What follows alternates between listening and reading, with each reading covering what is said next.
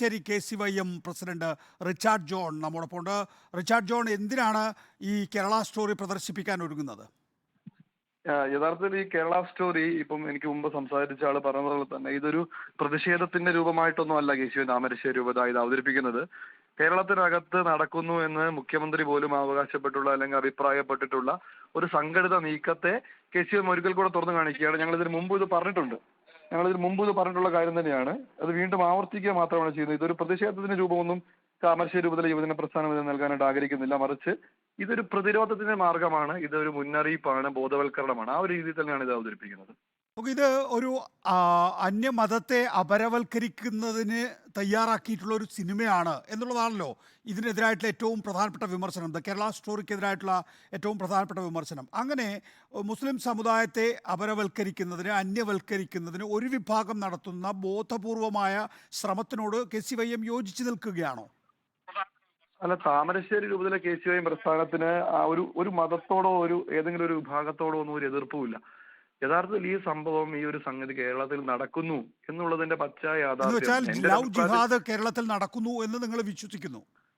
തീർച്ചയായും ഞങ്ങൾ അതിന് മുമ്പും പറഞ്ഞിട്ടുള്ള കാര്യം തന്നെയാണല്ലോ. ഇന്ത്യൻ ഇത് ആദ്യമായിട്ടല്ല പാർലമെന്റിലെ കേസ്. ഇതേ നരേന്ദ്രമോദി സർക്കാരിന്റെ ആഭ്യന്തരമന്ത്രി തന്നെ പറയുന്നു ലവ് ജിഹാദ് എന്നൊന്നും ഇല്ല എന്ന്. പിന്നെ എങ്ങനെയാണ് KCYM അത് വിശ്വസിക്കുന്നത്? ഈ ലവ് ജിഹാദ് എന്ന് പറയുന്നത് യഥാർത്ഥത്തിൽ നിങ്ങൾ നൽകപ്പെട്ടിരുന്ന ടേമാണ്, നിങ്ങൾ നൽകിയിരിക്കുന്ന ഒരു ടേമാണ് ലവ് ജിഹാദ് എന്നത്.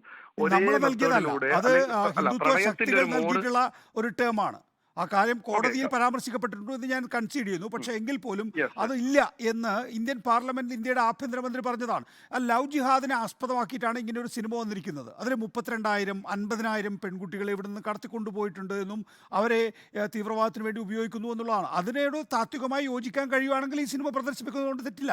യോജിക്കാൻ കഴിയുന്നുണ്ടോ?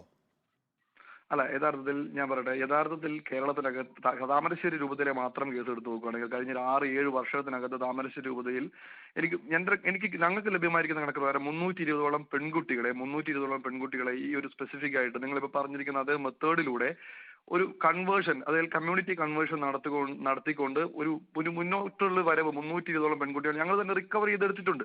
രൂപതയ്ക്കകത്ത് അതിന് സ്വന്തമായിട്ട് ഒരു മിനിസ്റ്റർ ലെവലിൽ വർക്ക് ചെയ്യുന്നുണ്ട് താമരശ്ശേരി രൂപതയ്ക്കകത്ത്. ആ ഒരു വർക്കിങ്ങിന്റെ ഭാഗമായിട്ട് ഞങ്ങൾ മനസ്സിലാക്കിയ ഒരു സത്യമാണ് ഇപ്പൊ നിങ്ങളോട് പങ്കുവയ്ക്കുന്നത്. 320 പെൺകുട്ടികളെ ഒരു ആഭ്യന്തരമായിട്ടുള്ള ഒരു കൺവെൻഷനിലൂടെ തിരിച്ച് ഞങ്ങൾക്ക് ലഭിച്ചിട്ടുണ്ട്. അവർ ക്രിസ്ത്യൻ ആയിരുന്ന പെൺകുട്ടിയെ കൺവേർട്ട് ചെയ്ത് ഇപ്പൊ നിലവിൽ വീണ്ടും നിങ്ങൾ പറയുന്നത് മിശ്ര വിവാഹത്തെ കുറിച്ചാണ് അല്ലേ? അല്ല, മിശ്ര വിവാഹം എന്നൊരു കൺസെപ്റ്റിന് മാത്രമായിട്ട് ഓറിയന്റ് ചെയ്തല്ല ഞങ്ങളത് പറയുന്നത്. യഥാർത്ഥത്തിൽ നിർബന്ധിതമായിട്ട് ഒരു പ്രണയത്തിന് മുഖം നൽകിക്കൊണ്ട് അവരെ പ്രണയിക്കുന്നു, ഒരു പെൺകുട്ടിയെ പ്രണയിക്കുന്നു. പ്രണയിച്ചതിന് ശേഷം വീട്ടുകാരുടെ അനുമതി ഇല്ലാതെ അവരെ പുറത്തേക്ക് കൊണ്ടുപോകുന്നു. സ്വാഭാവികമായിട്ടും അവർക്ക് കുടുംബമായിട്ട് പിന്നീട് ഒരു തരത്തിലുള്ള ബന്ധം ഉണ്ടാകാത്ത തരത്തിൽ അവരെ എന്താ പറയുക, ഭൗതികമായിട്ട് അവരെ ബ്ലോക്ക് ചെയ്തതിനു ശേഷം തുടർന്ന് അവരുമായിട്ടുള്ള യാതൊരു തരത്തിലുള്ള കമ്മ്യൂണിക്കേഷനും കുടുംബത്തിൽ ഇല്ലാതെയാക്കുന്നു. അതിനുശേഷം അവരെ കമ്മ്യൂണിറ്റിയിലേക്ക്, ഒരു പ്രത്യേക ഒരു വിഭാഗത്തിലെ മതത്തിലേക്ക് വീണ്ടും കൺവേർട്ട് ചെയ്യാനായിട്ട് അവർക്ക് വേറെ ഓപ്ഷനും ഇല്ലാതെ വരുന്നു.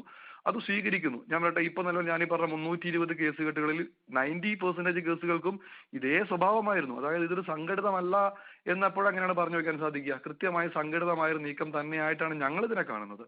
എന്നുവെച്ചാൽ നിങ്ങൾ പറയുന്നത് സംസ്ഥാന നിയമസഭയിൽ ഉമ്മൻചാണ്ടി പറയുന്നതോ അല്ലെങ്കിൽ പാർലമെന്റിലെ കേന്ദ്ര ആഭ്യന്തരമന്ത്രി പറയുന്നതിനോ അപ്പുറത്തേക്ക് നിങ്ങൾക്ക് വിവരങ്ങളുണ്ട് എന്നാണ് നിങ്ങൾ പറയുന്നത്? ഞങ്ങൾ അനുഭവിക്കുന്നുണ്ട്. യഥാർത്ഥത്തിൽ ഞങ്ങളിവിടെ യുവജന പ്രസ്ഥാനമാണ് മുന്നോട്ട് കൊണ്ടുപോയിക്കൊണ്ടിരിക്കുന്നത്. ഇതൊരു സമുദായത്തിന് യുവജന പ്രസ്ഥാനമാണ് KCYM എന്ന് പറയുന്നത്. താമരശ്ശേരി രൂപതയിലെ കഴിഞ്ഞ 48-ലധികം വർഷങ്ങളായിട്ട് ഈ യുവജന പ്രസ്ഥാനം ഇവിടെ പ്രവർത്തിക്കുന്നു. കഴിഞ്ഞ 7 വർഷങ്ങളിലധികമായിട്ട് ഞങ്ങൾ ഇപ്പോൾ ഉന്നയിക്കപ്പെട്ടിരിക്കുന്ന വിഷയം ഞങ്ങൾ അനുഭവിച്ചുകൊണ്ടിരിക്കുന്നു. അത് ഞങ്ങൾ എത്രയോ വർഷങ്ങളായി പറഞ്ഞിട്ടുമുണ്ട്.